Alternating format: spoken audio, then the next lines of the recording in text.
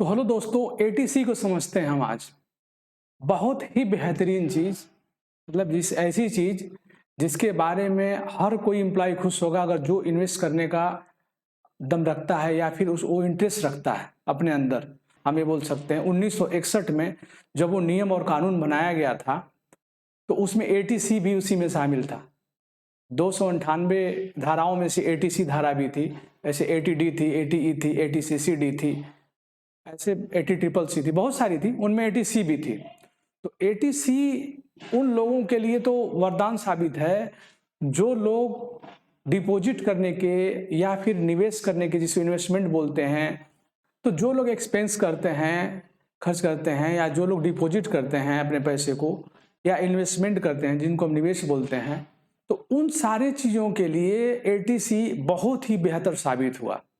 यानी हम ये कह सकते हैं कि आम आदमी, या बोल सकते हैं जो ज़्यादातर लोग जो होते हैं, जो 4 लाख से 5 लाख तक, 7 लाख तक, 8 लाख तक, 10 लाख तक पैसे कमाते हैं, वो 1.5 लाख रुपए तक आसानी से क्लेम कर सकते हैं, क्योंकि हर आदमी के पास अपना खुद का कुछ न कुछ खर्च होता ही होता है।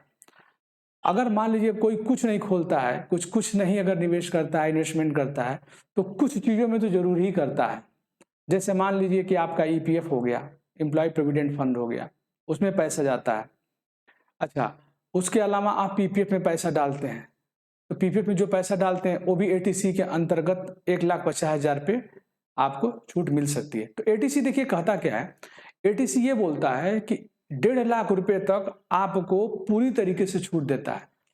यानी कि एटीसी में अगर आप कुछ चीज़ों में पैसे को खर्च करते हैं तो आपको 1,50,000 पर भारत सरकार कोई भी टैक्स नहीं लेगी आपसे, क्योंकि एटीसी में ये साफ साफ लिखा है। अच्छा, दूसरी चीज है कि अब किन किन चीजों में आप खर्च करेंगे 1.5 लाख रुपए तो आपको छूट मिलेगी, ये चीज समझना है। तो पहली चीज जो होती है, आपका हो गया ईपीएफ, एम्प्लॉयड प्रोविडेंट फंड, जो आपके सैलरी से पैसा कटता है, या फिर आप कुछ करते हैं व्यवसाय या कुछ भी करते हैं तो उसमें पैसा ईपीएफ में जमा करते हैं, तो वो पैसा हो गया। एक तो वो हो गया, वो आप उसके लिए क्लेम कर सकते हैं ईपीएफ के लिए। अच्छा, एटीसी के लिए। अब दूसरी चीज हो गई पीपीएफ, पब्लिक प्रोविडेंट फंड। तो पब्लिक प्रोविडेंट फंड पीपीएफ में बहुत लोग ऐसे हैं जो पैसा हर महीने 1,000, 2,000, 2,500 डालते हैं। सपोज आप 2,500 रुपये पीपीएफ में डालते हैं, तो आप मान लीजिए कि पूरे साल में वो 30,000 रुपये हो जाता है, तो 30,000 रुपये आप ये क्लेम कर सकते हैं पूरा पूरा एटीसी के तहत। अच्छा, इसके अलावा आप मान लीजिए कि अगर आपके पास कोई बेटी है 10 साल की, तो उसके लिए सुकन्या समृद्धि योजना SSY दिया गया, तो जिसमें भी आप क्लेम कर सकते हैं एटीसी के अंतर्गत। उसमें अगर आप 25,000 रुपया, अब सॉरी 2,500 रुपया आप हर महीने में डालते हैं, तो वो भी हो जाता है आपका 30,000 रुपये एक साल में।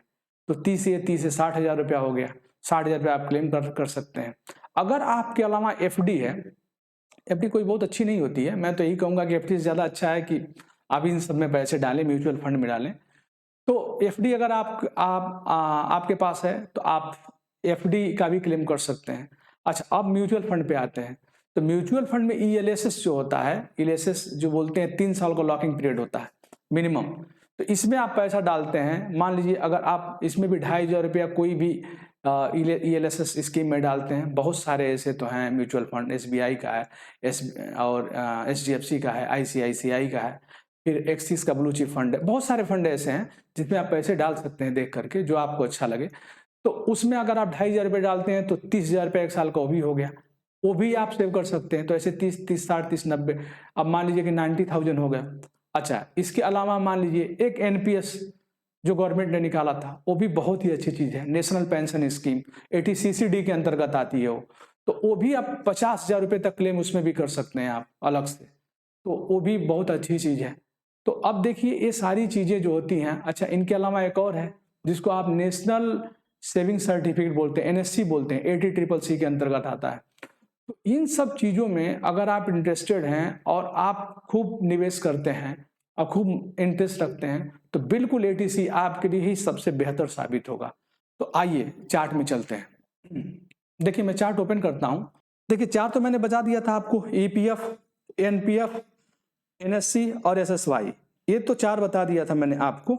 अब देखिए 5वें पे जो मैं बता रहा था कि सीनियर सिटीजन सेविंग स्कीम जो है SCSS होती है जो, ये 5वें पे आती है। 6वें पे देखिए आ जाता है यूलिप करके आता है, यूनिट लिंक्ड इंश्योरेंस प्लान करके होता है, वो 6ठे पे आ जाता है। उसके बाद 7वें नंबर पे टैक्स सेविंग फिक्स डिपॉजिट आता है, इसमें भी आप कर सकते हैं। अब देखिए ELSS मैंने बताया था आपको, इक्विटी लिंक्ड सेविंग स्कीम होती है, जो ये 8वें नंबर पे आती है, जो 3 साल का लॉकिंग पीरियड होता है, जैसा कि मैंने आपको बताया था। 9वें नंबर पे जो होता है PPF, पब्लिक प्रोविडेंट फंड। तो PPF जो होता है आपका वो 9वें नंबर पे होता है, जो कि मैंने एक्सप्लेन किया था। तो ये सारी चीजें जो है, ये जो सारी चीजें होती हैं, इन सारी चीजों के तहत आपको पूरा 1.5 लाख रुपए तक आप टैक्स बचा सकते हैं। तो इस वीडियो में यही था। अब नेक्स्ट वीडियो में, आगे की वीडियो में बताऊंगा ATD क्या होता है या ATE क्या होता है, उनके बारे में मेरी सेपरेट वीडियो होगी। अगर वीडियो अच्छी लगे तो आप लाइक